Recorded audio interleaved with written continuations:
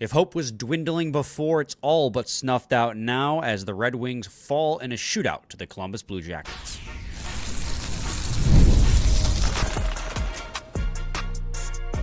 You're Locked On Red Wings, your daily podcast on the Detroit Red Wings. Part of the Locked On Podcast Network, your team every day. Welcome back to the Locked On Red Wings podcast. We are your hosts, Brian Fisher and Scotty Bentley, part of the Locked On Podcast Network, your team every day. And you can find us wherever you get your podcasts, including on YouTube. And the Red Wings almost predictably fall 4-3 in the shootout, blowing another late lead, blowing another late game opportunity to take points back home and stay in the playoff race as they fall 4-3 in a shootout to the Columbus Blue Jackets. And Scotty, we've kind of recapped these sort of gut punches so many times now that you're just at a loss for words, because while the way they blow these games feels almost different every time, the fact that they keep blowing these opportunities feels very similar too. Yeah, this was incredibly, I don't even know if predictable is the right word. This is unbelievably nauseating at this point. I don't even know. It's not even a frustration with the players or management or the front office even. It's a genuine, you just kind of open your eyes and look around. You're like, how on earth does this keep happening? It's mind-boggling. I really don't know any other way to put it. I know a lot of people the ship has already sailed, a week ago, and they're not even sad or upset or frustrated with the team at this point. It's the season was dead, like I said, 10 days ago. But it's just they find every single way possible, and have for 3 straight years now, to make the end of every season as excruciatingly painful as it possibly can be. There's one path of okay, what is going to be what's going to hurt the most and be the most, I guess frustrating is the word I'll keep using, way that we could possibly go about not making the playoffs again. And they choose that path literally every year. I don't know how the players aren't driven mad. Genuinely. I don't know how you can, if you, especially for the core that's been a part of this team for the last 3 years. It's not even being mad at them anymore or frustrated with their play or anything. It's how is this situation even possible this often? It's mind-blowing to me. And I know that, again, a lot of people kind of got over it a while ago, and I'm maybe late to the party, but it is – they never fail to do the least convenient thing possible on literally every given night.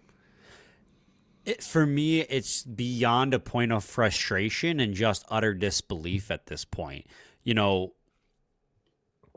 Going into March, and we're out of March now, but March beat on, right? Going into March, I was giving the team the benefit of the doubt. I was giving this team, like McClellan was saying, an opportunity to write their own story. Obviously very aware of the 2 previous Marches at minimum, right? I know it's 4 straight Marches technically that they've been bad, but 3 Marches ago, that team wasn't in a spot they were not ready. Right. So you don't really take that too much of a factor, but it starts 2 years ago now. So this is the 3rd March in a row where they've utterly fallen apart. And I gave them the benefit of the doubt going into March, to write their own story. And we joked about it, they wrote the same story. We're reading the same book yet again. And again, we talked about it. Nuances are a little bit different. Obviously, Larkin and Kopp getting injured at the same time, even losing Rasmussen, who hasn't done a whole heck of a lot for the team this year, but still just as a depth piece. Having all those guys injured at the same time, it does impact it, but it doesn't change the fact that while 2 years ago, they were scoring like crazy but couldn't get goaltending or defense. This year, they're getting goaltending and decent defense, but they couldn't score to save their life.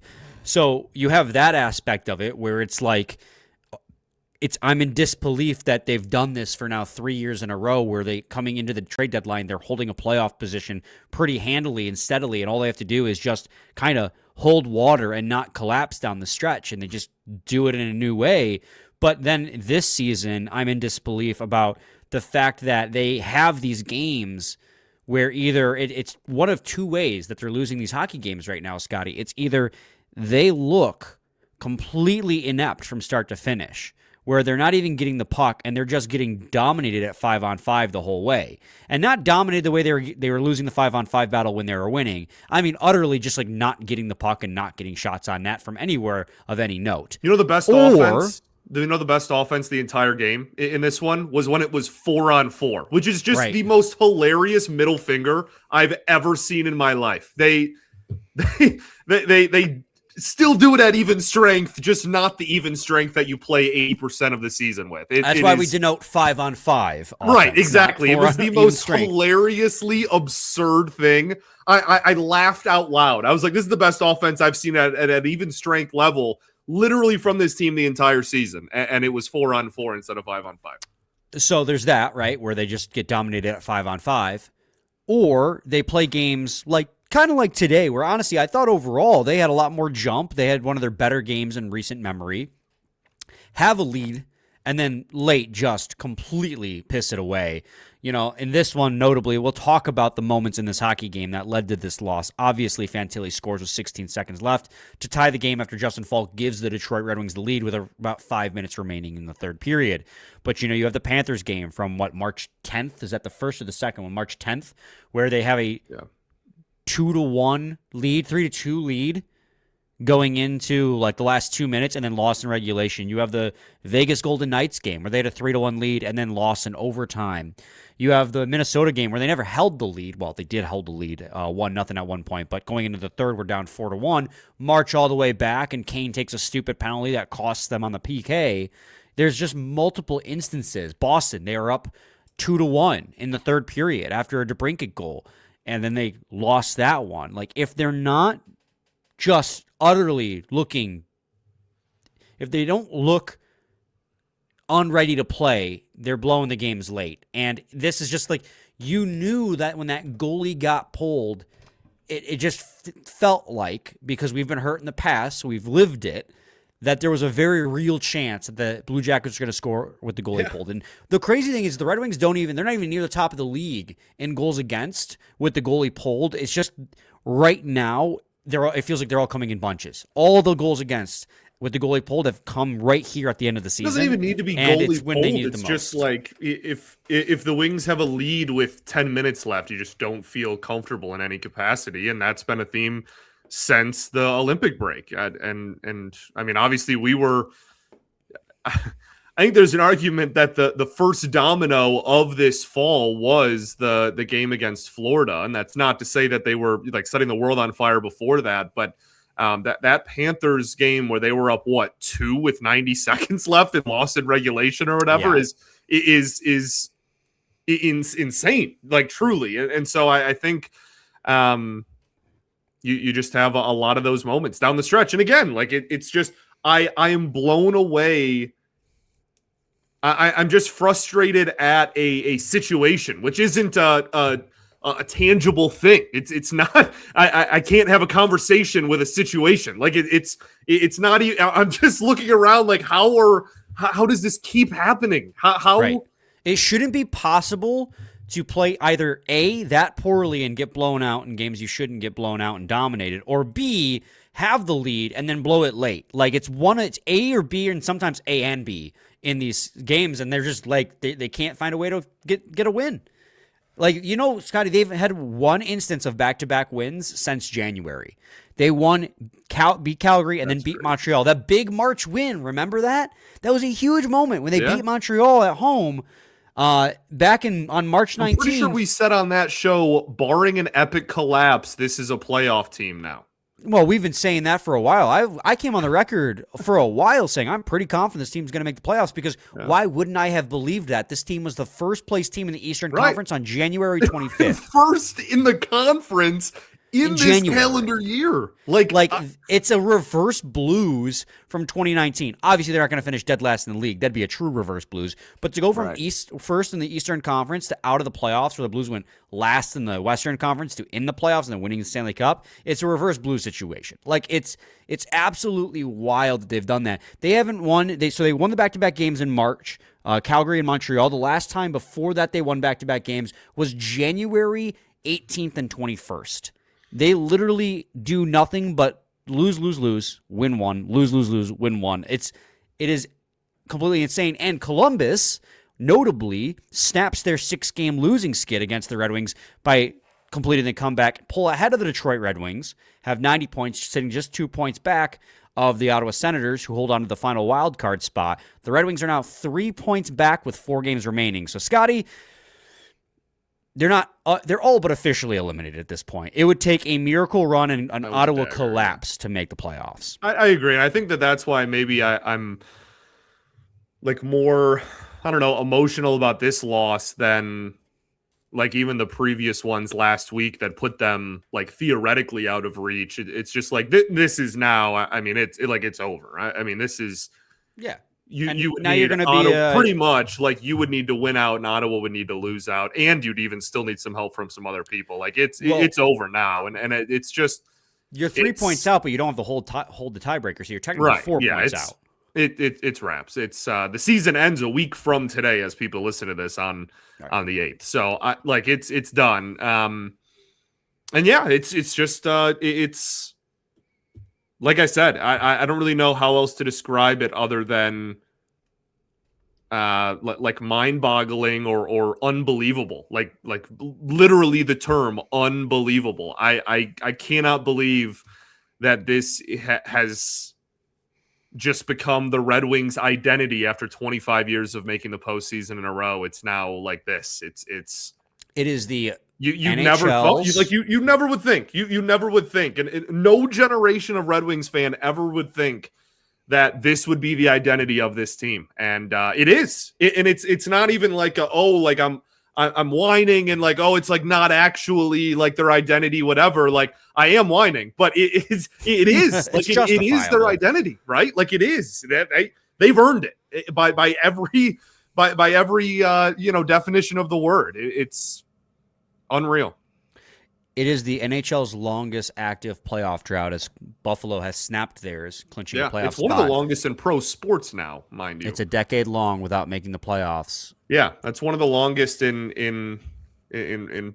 It's the longest in franchise history too. A lot of people don't realize this. The Dead Wings did make the playoffs several times because back then, obviously, the league was smaller, so even bad teams could make the playoffs even if they didn't go anywhere. So, now, not great. You don't have to get into it, but like half the league makes the playoffs. Like, you know what I mean? It's it's not like you whatever. We got to go to our break, Scotty. Right. Yeah. We'll continue the conversation on the other side of this break. So stay tuned to segment 2 of Locked On Red Wings.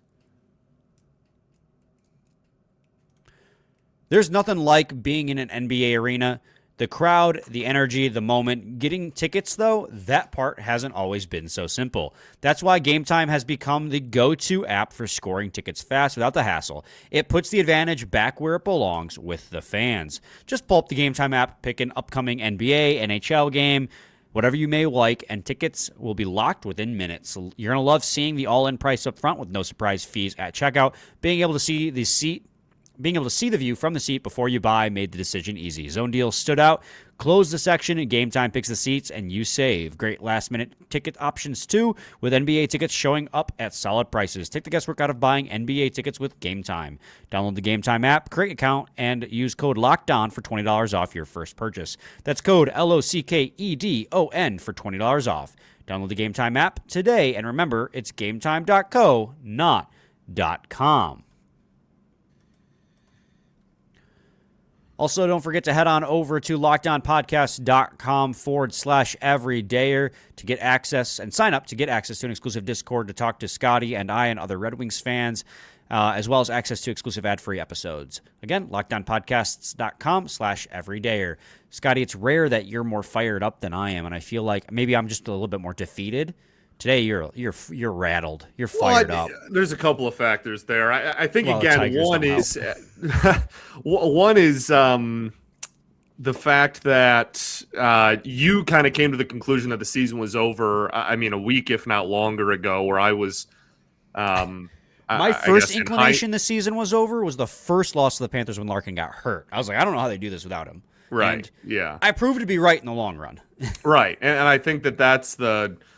Like this is my that is nail in the coffin. There is no more holding out hope. It doesn't really matter what happens here on out. It's over. And then we're also recording this 20 minutes after the Tigers just played their worst game of the season. So I think that both of those things are probably at play a little bit in this episode for sure. Well, let's talk a little bit more about the moments from this game. Right, we've kind of talked about again the broad scope of what this loss implies, but we haven't really talked about the game-tying goal. I think a lot's being made of the multiple icings that were had, but in those moments where you're defending a 6-on-5, sometimes you just relieve the pressure any way you can, and a lot of times with the empty net, you just have to ice it. And I understand, you want to be able to clear it without sending it all the way down the ice so you can get a change, but you have another opportunity, a 50-50 chance at winning possession if you get a face-off win in the defensive zone. So I'm not so concerned with the multiple icings. Obviously, I would prefer it not to go that way. Gibson should have made the save on Fantilli's shot. And Gibson played another really good game, and they've been riding him hard, and he's been one of the best goalies in the league since December. So again, I'm not going to bite Gibson's head off, but they've clearly been kind of overriding him. And obviously, as the starting goalie, he wants to be the guy who is the go-to guy. I'm sure he's campaigning to get these starts as well. So he does get a fair share of the blame too. But that shot from Fantilli, he had tracked the whole way across. He got over. He made the save. He got a piece of it and it went in. Gibson needed to make that save. And then in the shootout, Scotty, an opportunity to win it with a save on Charlie Coyle, and he didn't play it well, and Charlie Coyle extends it. The Red Wings had an opportunity to get 2 points out of that game twice, and in the biggest moments, John Gibson did not come up big. Again, far and away not the only reason why they lost that hockey game. There are also multiple scoring opportunities Red Wings did not capitalize on, including a couple breakaways. But in those exact moments, John Gibson was not the guy that did not make the save they desperately needed him to. Yeah, I agree. I think there's a little bit of a paradox with the how often he plays the conversation, just because. Right. Would you rather Talbot started this game? No. Well, then there you go. Conversation over. That's why that's why I'm not biting his head off. Right. It doesn't matter what campaigns or what, still made the save. What he was signed to do or traded for to do. None of that really matters. At this point in the season, you need every point you can get. And they are McClellan is just going to go with whoever gives them the best chance to win every night, and that is Gibson every night. So I have very little to. But should he or should he have not made that save in your opinion? No, he absolutely should have. I don't disagree with that at all. You can be column A and column B, that you've driven him into the ground and you're trying to squeeze everything you can out of the guy, but also in that moment with 16 seconds, you need him to make that save, and then the shootout. With the game on Charlie Coyle's stick on whether or not it extends and goes on beyond that, you need him to make the save to seal the win, and he didn't do it both times. Does not also erase the 65 minutes of great hockey he played before that, right? But just in those moments, you need the big save. Sure. People tend to remember the bad, right? Same thing with officiating. You only notice the officials if they make a bad call, not if they make a good call. Right, for sure. Nobody wants to talk about the positives. This was Justin Faulk's best game as a Detroit Red Wing. For sure. By far. For sure. Pretty objectively, too, yeah. And it does soften the blow a little bit of trading your first-round pick. Obviously, we've talked about it. We don't have buyer's remorse. We still make that trade 10 times out of 10. For sure. Because we couldn't have known what was going to happen afterwards in that moment where the Red Wings were positioned. You needed to buy at the deadline to invest in this roster. You can't just never buy at the deadline ever again because March is here. You can't. You're never going to have a good team if you do that. So I have no regrets on that, and you have them for next year as well, which is part of the reason why there is no buyer's remorse is you hope that he can be a key piece to the team next year with a whole camp and off season and everything of working with the team. And this was, pretty cut and dry, far and away his best game as a Red Wing. That's for sure. 23 minutes, 29 shifts, 6 shots, 2 goals. The first goal was nasty. A good feed by Disgusting. Larkin, splits the defenseman and buries it to give them the 2-1 lead. And then with 5 minutes remaining, a clean face-off win. He just rips a cannon from the point to give the Red Wings a 3-2 lead. And at that point, you're like, oh my God, the Red Wings are going to get 2 points. And then, of course, as soon as the goalie came out, even if statistically the Red Wings aren't one of the worst teams with the goalie pulled, with how the season's been playing out, March on, it felt like it was a given it was going to happen, and it did. But again, that's circling back to the negative. Justin Faulk had definitely his best game as a Detroit Red Wing, and I am excited to see what he looks like in a Red Wings uniform in a full season and not just during the March collapse. Also, I think that Mickey Redmond brought up a good point in the first period. I agree. Dylan Larkin looked like he had a lot more jump in this game. I don't know what he did in the last couple of off days, but he looked noticeably faster off the first step in this game, and I think that impacted it. This is the first game in a while where I felt like the top line was better than the top line they were playing against in a while. Dylan Larkin, Raymond, In a and long Finney. while. Right. Like maybe since the beginning of February, long while. Like that is something that we said relatively often in December and January, and then I mean since the Olympic break, I feel like we've barely uttered that sentence. So I certainly agree in this game. I completely agree. I thought Larkin was a real impact player, but here we are anyway. He scores the power play goal to tie it 1-1 early. He has the assist on the Justin Faulk's first goal. He has 5 shots on net. He threw 4 hits. He took 28 shifts, 23 minutes and 23 seconds of ice time to lead all forwards, and he had a face-off percentage of 55%. So, one, Dylan Larkin showed up in this hockey game, which he's been under a lot of scrutiny lately, so it was good to see that even with one knee. But again, it adds to my frustration that why is Dylan Larkin on one knee, with the exception of Cat and Kane in this conversation, one of the only forwards showing up? How is one-kneed Dylan Larkin trying to be the guy to drag this team in the playoffs? And he should be. He's your captain. But, like, how can he show up and have that type of performance in a do-or-die game and then just the rest of the offense flatlines? I mean, 2 of your 3 goals were scored by Justin Faulk. The forwards just it's a wet fart in terms of offense right now. It sure is, and it has been for a while.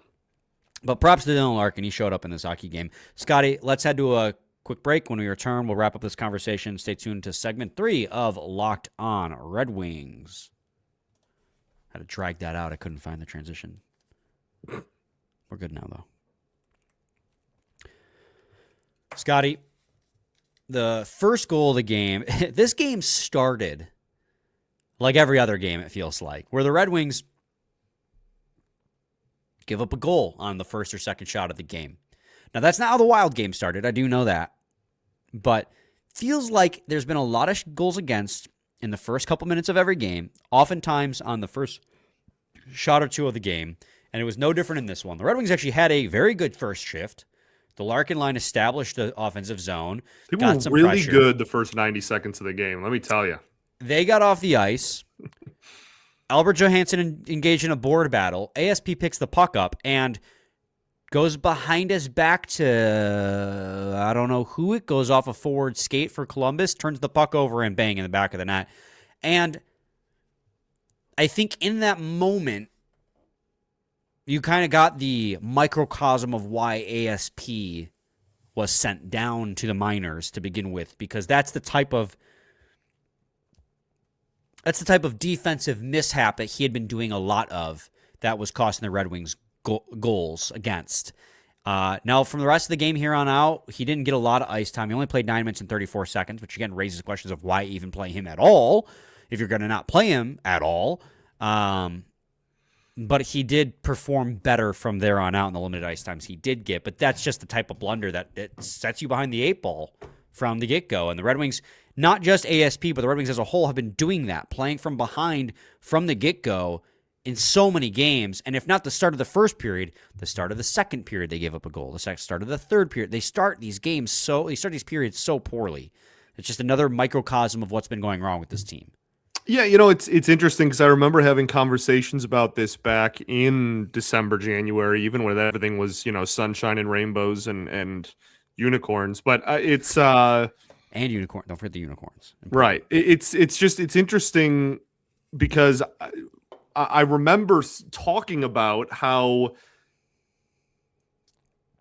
process like matters, right? And like when you look at how sustainable a team is, you know, success or failures are, you look at the process and what they're doing on a game-to-game basis. And I remember us saying at one point, like, they're going to have to get better in the first period if they want to you know, continue to win at this clip. And obviously, again, like I'm not saying we were like ahead of the curve. We both thought they were going to be in the playoffs 6 weeks ago, but it's just it's mind-boggling again how they just have not addressed that all year. Like at any point, even when they were good, when they're bad, it doesn't matter. Early in the season, late in the season, heart of the season, like they've been terrible early in the game. They have gotten off to a slow start almost exclusively this whole year. Like to the point where this is like the prime example of this.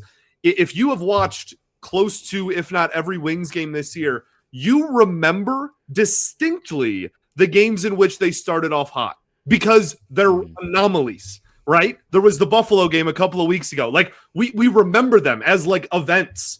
They're like noteworthy things when the Wings aren't terrible in the first. So that's like obviously something, you know, we'll talk about a lot in the offseason and that needs to be addressed. But like at some point, like the honeymoon phase is also like kind of over for McClellan. And I'm not saying that this is like his fault or anything, but like that is something that under Lalonde, if they had been this bad in the first period the whole year, we'd be coming on here absolutely dragging him through the mud and we would be coaching.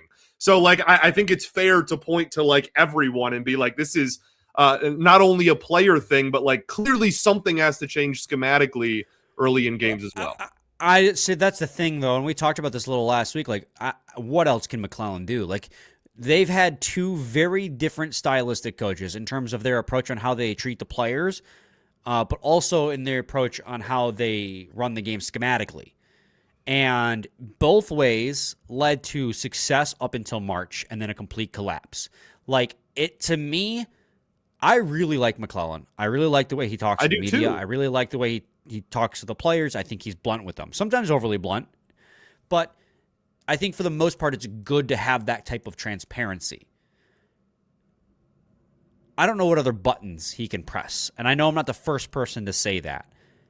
At a certain point, I'm not even talking about big picture or March. I'm talking specifically about first period performances. Like that's it, in a vacuum. The team knows what they got to do. They take to the ice and they don't execute time and time again. Whether it's the Lone system or McClellan's system, like it does. So is that the message not getting across then? Because that's still on coaching. They're dog water at 5-on-5, regardless of who's the coaching. Right. So it's at that point, I don't think it's the coaching. It's so the players. Talent. It's talent. It's okay, talent, so they're just not good enough to they're just not a talented enough roster to be a playoff roster at the NHL level ultimately. Well, I mean, they've been one of the worst teams at 5-on-5 all season long. It's just been covered up by goaltending. Like, yeah, 100%. How many times in January did we come in here? How many times in January did we come in on here and be like, "Oh, they started slow again, but Gibson bailed them out long enough for them to catch fire in the second period." Very often. They're just not catching fire in the second period anymore. Now it's the first period for 3 periods. Right. And so they lack talent, and that is the mental part of it's on the team. The fact that they crumble, that's on the team. That's been on the team since Lalonde was here. But the fact that this team still lacks talent outside of 4 forwards, and that's a problem that starts up top, and that is a conversation we'll be having a lot in the offseason. And the reality is, no matter what your thoughts on Yzerman and his tenure are, either good or bad, the likelihood of him being on the hot seat from ownership, where it actually matters, is slim to none. I'm not talking about the fans. I have my criticisms. I think his seat should be relatively hot, if not scorching, coming in this offseason. It's a kind of like how my approach to the trade deadline was, where it's like poop or get off the pot, crap or get off the pot. I'm like that this offseason too. Like, if you cannot meaningfully add to this roster, and it'll likely have to be through trade, and obviously there's that caveat that you need to find a trade partner. You can't just go out and trade for someone. I understand that. But if you cannot meaningfully add to this team this offseason some way or the other, like we talked about it yesterday, who in this pipeline is going to be your game breaker? For sure. You don't have it. So for me, the time, my patience is just about up. And I know he's seething too. Like, let's not forget that. Like, Yzerman's a hardcore competitor. So you know that he's watching this team crumble down the stretch after he traded a first-round pick and a prospect to add to the deadline or add to this team and cover up one of their biggest glaring needs, and to see them still collapse down the stretch after the whining we saw, warranted it may be to some extent, the whining we saw at the end of the last season, to have him go through this season, then buy at the deadline to appease some of that, and then have the team still collapse. Obviously, there's still like the conversation about, well, that's his roster. That's still true. But you know he's got to be pissed off too, because it's like, what do you mean I traded my first-round pick for a guy and you're still not going to get the job done? So there's a lot of blame to go around. There is a lot of blame to go around. I think as a society, we even outside of sports, just like in life, like society has become very hyper-fixated on like finding a scapegoat in every situation. Like, whose singular fault is it? And in this is just like how I see the world. That's just like not how most situations are. Like, there is plenty of, at some point it's the guys on the ice. Like, right. They've had an opportunity 3 years in a row and they haven't done it. At some point it's coaching, right? We've already had a coaching change for a reason. At some point it is the front office to surround the talent that you do have with a good enough supporting cast to make the postseason. And I think it's very fair to just point to all of those things as to reasons why the Red Wings sit here. I guess my point is, I don't think anyone's wrong for whoever they point the finger at. Just know that I don't think anyone's at 100% blame. Yeah, there's multiple scapegoats, but the biggest one is Scotty Bentley. I think there's plenty of people that would probably not hate that take. Yeah, Scotty, I'm trying to think. Any other comments from this game? Zach Werenski's really fantastic. Yeah, he's really good at hockey. Everyone knew that. Played 33 minutes and 26 seconds. Almost had a career high time on the ice. 18 seconds shy. You're not saying anything right now. Did your mic disconnect? All right. Well, I guess the StreamYard, which we use, decided that the episode is over.